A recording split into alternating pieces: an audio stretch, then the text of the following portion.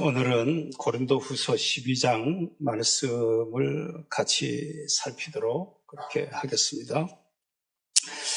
이 바울 사도가 고린도 교회에 보낸 서신입니다.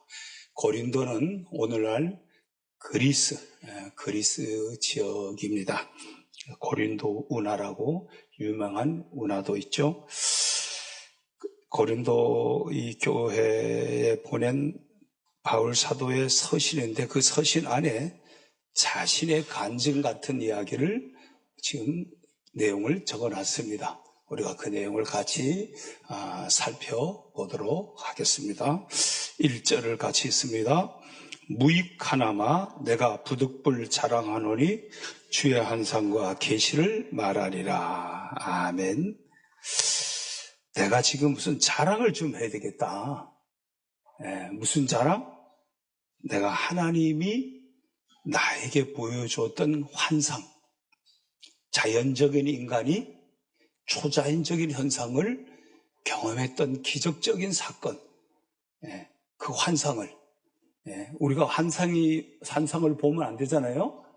저와 여러분이 무슨 섬광 현상 그런 얘기 있잖아요. 여러분들이 살아가는데 뭐가 이렇게 보이면 안 돼요. 아멘? 뭐가 이렇게 보이면 안 돼. 그냥 자연적인 것만 보이되 여러분이 초자연적인 것이 보이면은 병원 가야 돼, 지금에. 지금 바울 사도가 지금 초자연적인 역사를 경험했다 이 말입니다. 하나님이 자기에게 보여주신 것, 환상, 그 다음에 계시라는 말은 계시를 계시했다, 신이 계시했다, 하나님이 나에게 계시했다, 계시를 받다, 이런 표현이 있잖아요. 계시란 말은 감추어진 것, 이렇게 돼요. 감추어진 것을 드러내서 보여 알게 하는 것. 감추어졌던 것인데 원래 드러나지 않았던 것인데 이 비밀인데 이것을 드러내서 이렇게 보여서 알게 해주는 걸 계시라. 하나님이 바울 사도에게 감추어진 천상의 비밀을 알려줬다는 것. 천상의 비밀을 보여줬다는 것. 그걸 내가 자랑하려고 하는데 사실 이걸 자랑하는 것은 뭐하다? 무익하다. 유익이 없다 이 말이에요. 내가 이걸 지금 이런 자랑하는 것이 아무 유익이 없는지를 알지만 내가 자랑을 해야 되겠다. 이 말씀을 하는 거예요. 무익하나마 내가 부득불 자랑하노니 주의 한상과 계시를 말하리라. 2절을 읽습니다. 내가 그리스도 안에 있는 한 사람을 아노니 그는 14년 전에 셋째 하늘에 이끌려 간지라. 그가 몸 안에 있었는지 몸 밖에 있었는지 나는 모르거냐 하나님은 아시느니라. 바울 사도가 내가 자신이라 그랬어요. 자신이라 그랬는데 그리스도 안에 있는 한 사람을 아노니 하고 자신을 자신이라고 표현하지 않으려고 그냥 3인칭을 써갖고 한 사람을 아노니 이렇게 내가 3절에 보니까 이런 사람을 아노니 이렇게 표현을 합니다. 그러면서 몇 년 전에 14년 전에 있었던 자신이 하나님이 자기에게 찾아오셔서 자기에게 보여줬던 환상과 계시를 지금 말하겠다 이 말입니다. 이게 이제 우리가 이 고린도 전후서가 AD 한 57년 정도에 기록됐다 그럽니다. AD 57년 정도에 지금부터 2000년 전이죠, 그죠? 전인데 이 14년 전이니까 AD 한 44년 정도에 바울 사도가 주님을 만났던 바울 사도가 예수님을 믿고 얼마 지나서 하나님의 부르심 속에서 이런 환상을 경험했다. 그래서 정확하게 몇 년 전에라고 자기의 체험을 기록을 합니다. 내가 그리스도 안에 있는 한 사람을 아노니 그는 14년 전에 어디로 이끌려갔다? 셋째 하늘에 이끌려갔다. 셋째 하늘. 유대인들은 이런 생각을 가졌습니다. 눈에 이르는 보이는 대기권을 첫째 하늘, 이렇게 눈에 보이는 대기권, 우리의 시야를 벗어난 우주를 둘째 하늘, 그리고 우주를 넘어 하나님과 천사가 있는 곳을 셋째 하늘, 천상, 이렇게 구분을 했던 겁니다. 대기권, 우주, 천상, 하나님과 천사가 있는 곳, 그곳을 이 바울 사도는 셋째 하늘에 이끌려 간지라. 그들이 갖고 있었던 유대인들의 하늘 개념이었던 겁니다. 그러니까 셋째 하늘이라고 했을 때 이 말을 사람들이 알 수 있었던 거죠. 유대인들은 그런 하늘에 대한 개념을 갖고 있었으니까요. 자, 그러면서 그가 몸 안에 있었는지 몸 밖에 있었는지 나는 모르거니와 하나님은 안다. 자, 하늘로 이끌려 갔는데 몸이 간 건지 영이 간 건지 모르겠다. 내가 몸이 하늘로 간 건지, 내가 몸이 하나님과 천사가 있는 천상으로 간 건지, 내 영이 하나님이 이끌어서 내 영이 간 건지 모르겠다. 그런데 누구는 안다?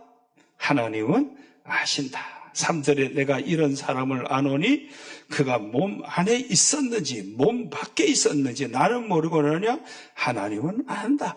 아주 영적인 체험을 하는데 그 영적인 체험이 경험해 보지 못한 이 바울의 입장에서 내가 몸이 셋째 하늘로 간 건지, 내 몸은 여기 있었지만 내 영이 셋째 하늘로 간 건지 하나님의 이끌림을 받았는데 무언지는 내가 모르겠다. 그러나 하나님은 안다. 자, 3절 읽었습니다. 그럼 4절을 읽어보겠습니다. 시작. 그가 낙원으로 이끌려가서 말로 표현할 수 없는 말을 들었으니 사람이 가히 이르지 못할 말이로다. 자, 셋째 하늘을 바울 사도가 또 뭐라고 표현했습니까? 낙원이다 그랬습니다. 여러분, 낙원하면 뭐가 생각납니까? 낙원하면 에덴 동산 생각나죠? 파라다이스, 에덴 동산. 에덴 동산이 생각납니다. 낙원은 뭐예요? 죽은 사람들이 가서 하나님과 함께 거하는 곳이 낙원인 겁니다. 예수님께서 우편 강도여 보고 너가 오늘 나와 함께 낙원에 있으리라. 너가 오늘 나와 함께 낙원에 있다. 예수님이 십자가에 못 박혀 죽는 그때 우편 강도를 보고는 너도 낙원으로 간다. 곧 사람이 죽어서 하나님과 함께 있는 곳, 그것을 낙원이라, 우리가 천국이라고 말하는 거죠. 천국의 이끌림을 받았다는 거예요. 천국의 이끌림을 가서 하나님이 보여준 환상, 하나님이 들려준 말, 그것이 자기가 지금 그것을 이끌려가서 말로 표현할 수 없는 말을 들었다. 뭔가 이 자기가 체험한 이 얘기를 뭐 이렇게 풀어놓고 얘기하기가, 육체적인 인간, 자연적인 인간에게 내가 경험한 그 초자연적인 세계, 기적적인 역사, 그 천국에서의 내가 본 것, 천국에서 내가 들은 것, 그걸 내가 말로 표현할 수 없을 그런 신비체험이었다. 그런 신비체험이었다. 사람이 가히 이르지 못할 말이다. 내가 이 신비체험을 내가 이렇게 말을 해야 되는데 표현할 수 없을 정도의 내용이다 이 말. 그리고 내가 말해서는 안 되는 말을 내가 들었다 이 말. 내가 말해서는 안 되는 말을 내가 하나님이 나에게 하셨고 나에게 보여주셨다라는 겁니다. 그러니까 바울은 내가 그런 어떤 신비체험을, 내가 하나님의 그 천상 낙원에서의 신비체험을 했지만 이것을 다 말로 표현할 수도 없고 내가 또 말해서도 안 되는 이런 것이었다라고 말을 합니다. 자, 그러면서 5절을 읽습니다. 5절 같이. 내가 이런 사람을 위하여 자랑하겠으나 나를 위하는 약한 것들 외에 자랑하지 아니하리라. 내가 이런 사람을 위하여 자랑하겠으나, 자랑할 만한 일이잖아요. 신비체험. 예. 그 신비체험을 했는데 자랑하는데 나를 위해서는 약한 것들에 자랑하지 않으라. 내가 자랑한다고 하지만 그 자랑이라는 것이 자랑할 만한 일이 아니다 이 말이에요. 왜? 그냥 하나님이 나에게 준 은혜니까 하나님이 내게 베푼 현상인데 그것이 무슨 내가 자랑할 수 있는 일이 아니다라는 거예요. 우리가 종종 우리가 이렇게 신앙 간증을 듣고 이렇게 할 때가 있잖아요. 저는 한 번도 천국 갔다 왔다는 사람을 우리 교회에 모시지를 않았으니까, 왜 모시지를 않았냐면 그냥 성경을 보면 천국이 보이는 것이고, 성경을 믿으면 천국이 가는데, 굳이 천국 갔다 온 사람을 데리고 올 필요까지 있느냐? 왜? 그게 너무 혼란하기 때문에. 왜? 주관적인 경험이라는 것이 이 객관적 사실인 성경과 부합하지 않을 때가 많거든요. 위험한 거예요, 그런 거는. 그러니까 바울 사도도 매우 조심스럽게 신비 체험에 대해서 말을 하면서도 내가 이거 자랑할 만한 일이긴 하지만 이것은 내 자랑거리가 될 수가 없는 것은 하나님이 나에게 이런 은혜를 준 거지 내가 무슨 엄청난 뭐를 해갖고 내가 엄청난 사람이 됐다? 아니다 이 말이다. 예. 이건 하나님이 하신 일이다 이 말이다. 예. 하나님이 하신 일이다. 네. 자, 그러면서 6절을 읽어봅니다. 6절. 내가 만일 자랑하고자 하여도 어리석은 자가 되지 않을 것은 내가 참말을 함이라. 그러나 누가 나를 보는 바와 같이 내게 듣는 바를 지나치게 생각할까봐 두려워하여 그만두노라. 네? 내가 자랑할 수 있다. 왜? 내가 그 자랑한다는 이것이 내가 참말을 말하는 것이니까 자랑이 아니고 그냥 있었던 얘기를 내가 말하는 것이니까 내가 얼마든지 자랑하려면 할 수 있다. 그런데 내가 이 자랑 같은 이 얘기를 너희들이 느끼게 와 바울 사도 신성의 세계에 거하는 사람이구나.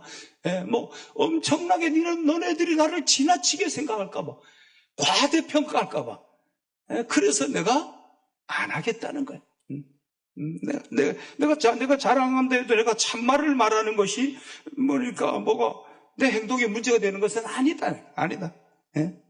그러나 나는 너희들이 나를 지나치게 생각할까봐 하나님이 하신 일이고 하나님만 높임을 받아야 되는데 자칫 이 자랑을 하다가 내가 높임을 받고 내가 위대한 영적 지도자가 될까봐 못하겠다, 안 하겠다는 거예요. 안 하겠다. 예? 지나치게 너희들이 내가 보고 내게 듣는 바에 지나치게 생각할까 두려워서 그만두더라. 예? 얼마나 그 영혼을 다치지 않게 하려고 세심한 배려를 하는 바울의 간증 모습을 우리가 여기서 볼 수 있는 거죠. 자, 그래서 7절에 있습니다. 여러 계시를 받은 것이 지극히 크므로 너무 자만하지 않게 하시려고 내 육체에 가시고 사탄의 사자를 주셨으니 이는 나를 쳐서 너무 자만하지 않게 하려 하심이라. 예. 하나님께서 나에게 엄청난 은혜를 줬다. 환상. 누구도 가보지 못한 셋째 하늘을 가게 하고 낙원에 가서 가히 말할 수 없는 표현할 수 없는 천상의 세계를 경험하고 왔다. 그런데 이것이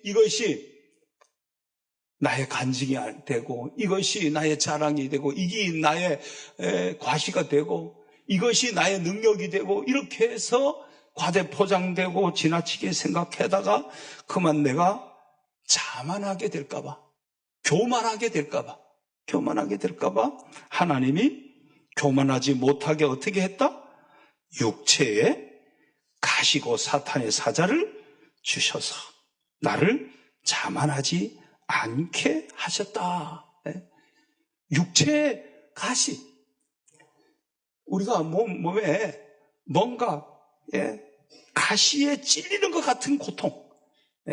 가시를 가지고 나를 찌르는 것 같은 그런 고통이 내 육체에 있었다. 내 육체에 있었다. 마치 고통을 주는 그 사탄의 사자 같은 것이 사탄은 하나님을 대적하며 우리를 고통으로 몰고 가게 하는 역할자니까 그 사탄의 사자 같은 것이 내 육체에 있었다는 거예요. 육체에. 영적으로는 엄청난 신비 체험을 하면서 가히 볼 수 없고 말할 수 없는 일을 경험한 자기인데 하나님이 자기를 자만하지 못하게 만들려고 육체에 가시를 뒀다는 겁니다. 고통을, 육체를 약하게 만들어 놓고 육체를 고통스럽게 만들어 놨다는 거예요. 왜? 교만해질까봐. 교만할 수밖에 없는 환경으로 가고 있는 바울을 교만하지 못하는 거예요. 바울은 일단 기본적으로 교만할 수 있는 걸 갖고 있었어요. 똑똑한 사람이었거든요. 학문적으로 뛰어난 사람이었거든요. 그래서 성경에 13권 내지 14권을 기록을 해놨단 말이에요. 그러니까 기독교 사상을 정립한 사람이 바울인 거예요. 바울인 거예요. 예수님의 제자 베드로 이런 사람이 아니고 이 바울이라는 거예요.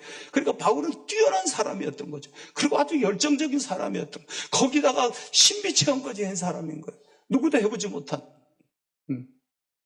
그러니까 뭐가 밀려올 수 있어요? 천상천하 유아독존. 내가 지존이다. 이 생각을 가질 수 있었던 거죠. 그런데 그러지 못하도록 육체에 가시를 들고 고통을 줬다는 거예요. 고통을 줬다는 거예요. 자, 그 고통이 어떤 것이었을까? 그 육체의 아픔이 도대체 어떤 것이었을까? 갈라디아서 우리 이상우 목사님 올려줘 보세요. 자, 읽어봐요. 내가 처음에 육체의 약함으로 말미암아 너희에게 복음을 전한 것을 너희가 아는 바라. 자, 육체의 약함이란 말이 나왔어요. 14절에 너희를 시험하는 것이 내 육체에 있을 때 이것을 너희가 업신여기지도 아니하며. 뭔가 업신여길 것 같은 뭔가 그 바울 사대의 육체가 약하고 조금 약간 무시받을 수 있는 것 같은 이런 거. 그런 거 있잖아요. 우리 사람이지라 외모로 판단하는 거. 그런데 업신여기지 아니하였고 또 버리지도 아니하고 오직 나를 하나님의 천사와 같이 또는 그리스도 예수와 같이 영접하였다. 뭔가 육체적으로는 시원찮은데 정말 업신여김을 당할 정도 같은 아주 연약함인데 갈라디아 교회 너희들이 나를 천사같이 그리스도 예수같이 영접해 줬구나 이렇게 표현하는 거예요. 그러니까 육체의 약함을 지금 표현을 해놓은 거예요. 또 다시요. 자, 또 읽어봅시다.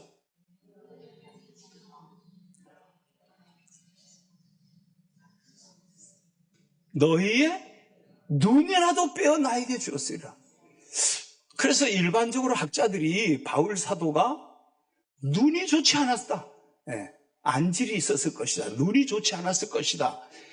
다메섹에서 강한 하나님의 성령의 역사의 빛을 받으면서 눈이 멀었었댔잖아요. 바울이 눈이 멀었던 그 사건이 평생 주님을 섬기는 가운데 그게 흔적으로 남아서 약함으로 남아서 하나님이 예수 믿는 사람을 죽이러 가던 자기를 그 강한 빛으로 쓰러뜨려 갖고 자기가 하나님을 전하는 사람으로 인생을 바꾸는 그 사건 때 눈에 문제가 생기지 않았겠는가? 이거는 총명히 우리가 알 수 없지만 학자들의 개연의 속에서는 그 사건 속에서 눈에 문제가 생겼을 것이다. 그러니까 눈이 뭔가 문제가 있는 거야. 그러니까 이렇게 업신여김을 당할 수 있는 이런 상태, 약한 그 몸, 육체의 고통 이런 것을 우리가 볼 수 있는 거예요. 자, 그 다음에 또 성경 또 올려줘 보세요. 갈라디아 6장 11절 내가 손으로 너에게 이렇게 큰 글자로 쓴 것을 봐라. 자, 갈라디아에게 편지를 보내면서 서신을 보내면서 큰 글자로 썼다. 뭐예요? 큰 글자로 썼다. 눈이 좋지 않았다. 지금 바울 사도가 뭔가 눈에 문제가 있지 않았겠나 큰 글자로 썼다. 그 다음에 또요. 고린도후서 10장 10절 읽어봅니다. 그들의 말이 그의 편지들은 무게가 있고, 자, 바울의 서신을 받으면 뭔가 무게가 딱 있고, 내용도 엄청나고, 힘이 있으나, 편지에는 무게도 있고 힘이 있는데 그가 몸으로 대할 때는 바울을 몸으로 보면 어떻다? 약하고 또 말도 시원찮고. 네. 그러니까 딱 보니까 뭐 이렇게 약해. 딱 글을 보냈는데 보니까 서신은 보니까 무게도 있고 막 글이 힘이 있어. 엄청난 호연지기를 가진 분인가 보다 했는데 만나보니까 어때? 시원찮은 거야. 말도 시원찮고. 그러니까 말도 시원찮고. 보기에도 시원찮고. 업심여김을 당할 것 같고. 하나님께서 바울을 이렇게 육체의 가시를 둬서 약하게 해놨다는 거야. 약하게. 교만하지 않게. 하나님이 저와 여러분에게 육체의 가시를 둔 것이 있으면 자만하지 말라고 나에게 주신 거구나. 받으시기를 바랍니다. 받으셔야 됩니다. 자, 그래서 바울 사도는 어떻게 합니까? 8절 봐봐요. 이것이 내게서 떠나가게 하기 위하여 내가 3번 주께 간구하였더니, 마치 예수님이 겟세마네 동산에서 이 십자가를 내가 지지 않을 수만 있다면 이 고난의 잔을 좀 옮겨주십시오. 그러나 나의 원대로 마옵시고 아버지 원대로 되기를 원합니다 하면서 3번 예수님께서 겟세마네에서 기도했듯이 이 바울 사도가 3번이나 하나님 내 눈병도 좀 고쳐주시고 내 이 말도 시원찮은 것도 좀 고쳐주시고 좀 내 육체에 이 가시가 찌르는 것 같은 이 고통, 내가 사람들 앞에 서서 좀 뻔뜻해야 되는데 업심여김을 당하는 내 이 모습, 주님 나를 이런 걸 좀 고쳐주십시오. 주님 나를 좀 온전하게 해서 주를 위해서 살 수 있게 해주십시오. 이 고통이 너무 큽니다. 너무 아픕니다. 사람들은 눈이라도 빼서 내 눈을 고쳐주려고 하는데 그렇게 3번이나 기도했는데 하나님께서 뭐라고 응답을 주셨어요? 9절을 읽어봅시다. 9절, 나에게 이르시기를 내 은혜가 내게 족하다. 내가 너에게 준 은혜가 충분해. 너 지금 육체의 가시를 뽑아달라고 너 지금 말하는데 그 육체의 가시가 그냥 너에게 있어야 해. 있어야 해. 그래야 너의 그 약함 때문에 나의 강함이 나타날 수 있어. 그 육체의 가시를 빼달라고 기도하지 마. 내가 너에게 준 은혜는 충분해. 그러면서 내 능력이 9절 읽습니다. 이는 내 능력이 약한 데서 온전하여 집이라 하신지라. 그러므로 도리어 크게 기뻐함으로 나의 여러 약한 것들에 대하여 자랑하니니 이는 그리스도의 능력이 내게 머물게 하려 함이라. 하나님 앞에 기도했는데 하나님이 됐어. 내가 너에게 준 은혜는 충분해. 너 그 약함, 그 육체의 가시 그거 갖고 가. 그것 때문에 너의 그 약함 때문에 너는 나를 의지하게 되고 그 약함 때문에 너가 드러나지 않고 하나님이 드러나는 거야. 너의 약함 갖고는 안 되는 거 다 아는데 하나님의 나라는 말에 있지 않고 능력이 있는 것처럼 너의 약함이 어떤 일을 만드는 게 아니라 너를 붙들어 쓰시는 하나님이 어떤 일을 만들어 가는 거야. 너의 그 약함을 너 받아들여. 너가 약할 때 하나님의 강한 역사가 그리스도의 능력이 너에게 머무는 시간이 되는 거고 그리스도의 능력이 너에게 나타나고 역사가 일어나는 시간이 되는 거야. 예수님께서 바울 사도에게 너가 약해야 되는 이유, 자만하지도 말아야 되고 너가 드러나지 않고 천상의 환상과 계시를 너가 본 것이 아니라 하나님이 보여준 것이고 그러면 그것도 자랑할 것도 아닌 거고 자랑의 대상은 그리스도와 십자가밖에 없다. 바울 사도는 지금 이것을 주님 앞에 깨달은 거죠. 깨달을 거예요.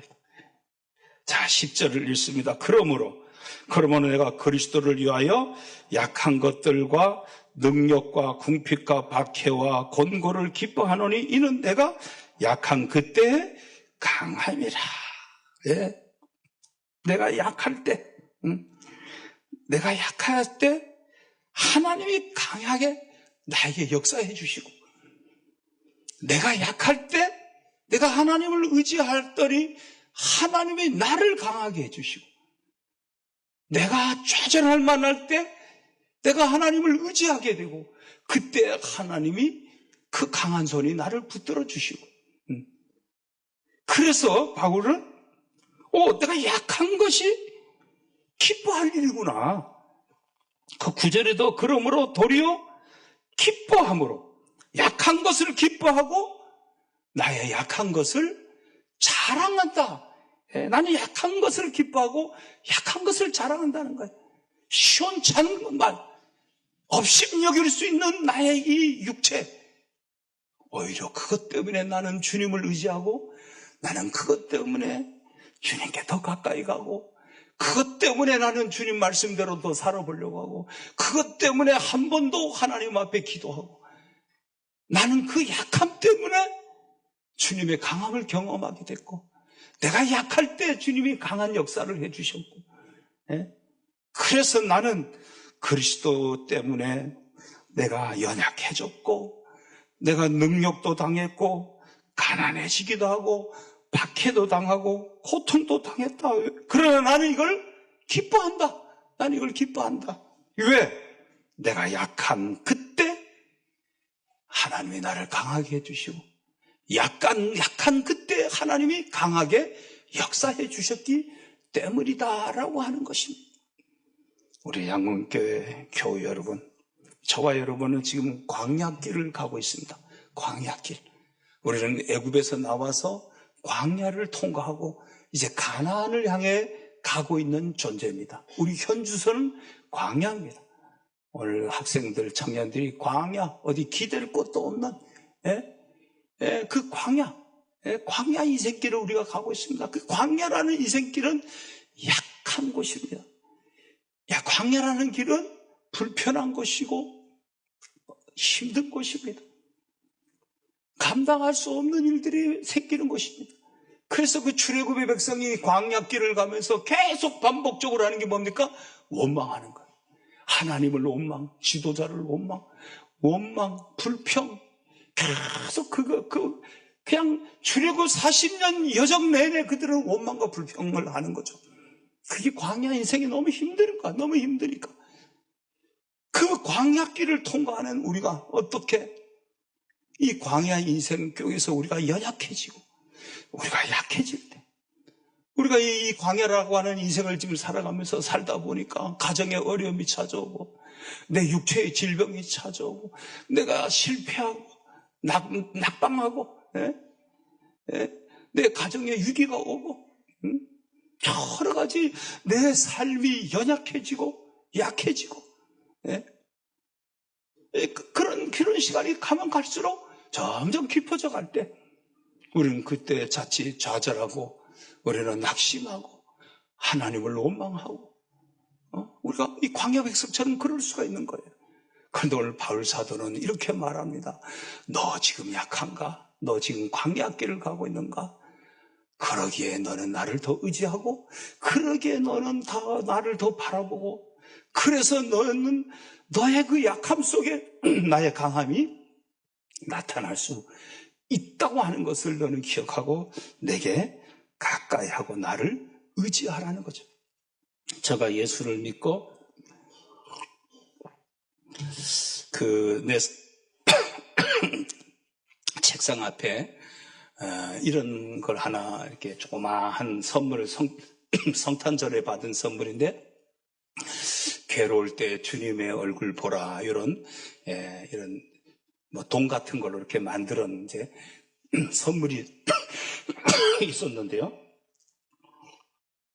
그게 저에게는 굉장히 조그마한 이런 이제 예수님이 가시면류관을 쓴 그 모습이었는데 위로가 됐어요. 괴로울 때 주님의 얼굴을 보라. 주님의 얼굴을 보라. 주님을 바라보라. 너 괴로운가? 너 연약한가? 너 힘든가? 너 아픈가? 너 떨어졌는가? 너 길이 열리지 않는가? 응? 주님의 얼굴을 보라. 예수님 믿었다고 뭐가 바뀝니까? 딱 한 가지만 처음에 바뀌어요. 예수 믿고 바뀌는 거 뭐예요? 영혼이 살아나는 거예요. 육으로 태어난 인생이 아니라 영으로 태어난 영적인 변화가 일어나는 거예요. 바뀐 건 그거밖에 없어. 바뀐 거는 하나님이 나와 함께하는 것밖에 없어. 그러나 내 형편과 현실은 그대로예요. 내 형편과 현실은 그대로예요. 그게 광야예요. 애굽에서 나왔지만 더 고통스러운 삶이 기다리고 있었던 거죠. 저도 예수 믿고 나왔고, 예수 믿고 나오면 내 마음이 평안하기를 기대하고 교회를 갔는데, 잘 못 느꼈어요. 평안한 걸 못 느끼고. 그런데 예수를 믿고 나니까, 지금까지 살아온 방식은 그만 살아야 되는구나? 이제는 성경이 말하는 대로 살아야 되는구나? 이제 그러다 보니까 어떻게 해야 돼? 두 가지를 가지고, 하나는 하나님을 내가 체험하게 해주십시오. 끊임없이 하나님을 체험하기 위해서 매달렸어요. 예수 믿자마자부터. 이렇게 한참 다니다가 아니고, 예수 믿고는 그때부터 새벽 기도도 가고, 하나님을 경험하기를 바랬어요. 오랜 한 1년 반의 시간이 걸렸어요. 그 하나님을 체험하는 시간이. 그리고 이제, 내가 뭐를 하지? 내가 뭐를 해? 그걸 놓고 계속 기도하는 거야. 뭘 놓고 내가 앞으로 어떻게 살아야 됩니까? 이제 그러면서 하나님 앞에 은혜를 받고, 신학교를 갔고, 신학교를 갔다 해서 내 인생이 확 펴지는 것도 없고, 너무너무 어디 가서 머리 둘 것 하나 없는 그 서울 생활. 그렇게 어려운 삶을 보냈죠. 그러니까 계속 할 수 있는 게 뭐예요? 할 수 있는 게 그 광야에서 나는 기도하는 길밖에 없는 거예요. 하나님을 가까이 하는 길밖에 없었던 거죠. 그러다가 집사람을 좀 만나서 좀 약간 형편이 폈지. 그러다가 결혼을 하고, 또 결혼을 해놓으니까 가장인데 신학생이니까 이게 무능한 신학생이잖아. 가정적으로. 그러면서 또 하나님 앞에 매달려 기도. 그러다가 여기 충남 아산에 와갖고 마을회관을 얻어서 개척을 했는데, 개척을 하니까 교인이 한 명도 없잖아요. 월세는, 마을회관에 월세는 줘야 되고, 살아가는 길이 막막한 거. 내가 할 수 있는 일은 뭐예요? 그 약할 때 나는 강한 하나님을 의지하고 기도할 수밖에 없었던 거예요. 그러면서 지금도 내가 잊지 않는 것이 쌀 한 포대로, 이렇게 10kg짜리 쌀 한 포대 갖다 준 그때 내가 느꼈던 그 고마움은 내 평생 가는 것 같아. 내가 그 감정이, 그러니까 쌀 한 포대가 얼마나 귀했으면 내가 그런 감정을 가졌을까, 그죠? 예. 그러니까 그런 개척교회를, 가난한 개척교회 시절을 또 통과하고, 그러다가 교회가 좀 성장해서 땅 샀다가 IMF 맞아 비닐하우스에서 고통을 당하다가 또 그냥 땅도 팔아먹고 방법이 없어서 전부의 의지 없어서 손 들고 갑니다. 그냥 손 들고. 내려와서 여기 왔다가 여기서 우리가 이제 이 건물을 짓고, 이 건물 짓고도 20년 넘게 빚 갚느라고 겨우 우리가 지금 한 달 전에 우리가 봉헌 예배 드렸잖아요. 그러니까 한 3년 동안 빚을 다 못 갚아갖고 빚 갚느라고 우리가 계속해서 광야길을 가는 거예요. 예? 그런데 중요한 건 뭐예요? 내게 광야길이 되어야 내가 하나님을 가까이 한다는 거야. 뭔가 하나님은 내 삶에다가 하나님을 가까이 할 만한 연약한 것을 하나씩 갖다 주는 거야. 갖다 주는 거야. 그러니까 지금은 제가 교단에 이 일을 책임을 져야 될 이 일이 엄청난 무게로 밀려오는 거예요. 예. 에베레스트 산을 바라볼 때는 장엄하고 정말 신비롭고 그 바라볼 때는 얼마나 멋있어. 근데 막상 거기로 올라간다고 생각해봐. 저는 우리 집에서 매일 앞에 이제 이 산을 보면서 저 산에 한번 올라가 봐야 되는데, 저 산에 한번 올라가 봐야 되는데, 예? 설화산을 이렇게 보면서 늘 그 생각을 하는 거예요. 근데 막상 가려면 부담이 되는 거야. 이제 부담이 밀려오는 이 상황에서 저는 지금 하나님 앞에 할 수 있는 게 뭐예요? 하나님, 나에게 능력을 주십시오. 감당할 수 있는 능력을 주십시오. 은혜를 구할 수밖에 없는 거예요. 사랑하는 우리 교우 여러분, 우리가 살아가면서 우리가 약하기 때문에 강한 하나님을 의지할 수밖에 없고, 내가 약해졌을 때 강한 하나님이 역사하고, 내가 약할 때 하나님이 나를 강하게 해주시고, 그래서 우리는 고난받는 것도 유익이고 내가 약한 것도 은혜라고 하나님은 바울에게 말씀해 주신 겁니다. 우리 모두 주님을 더 의지하고 주님을 더 바라보고, 그래서 여러분의 삶 속에 약할 때 역사하시는 그 하나님을 체험하고 하나님 앞에 영광을 돌리는 우리 교우들이 다 되길 주의 이름으로 축복합니다.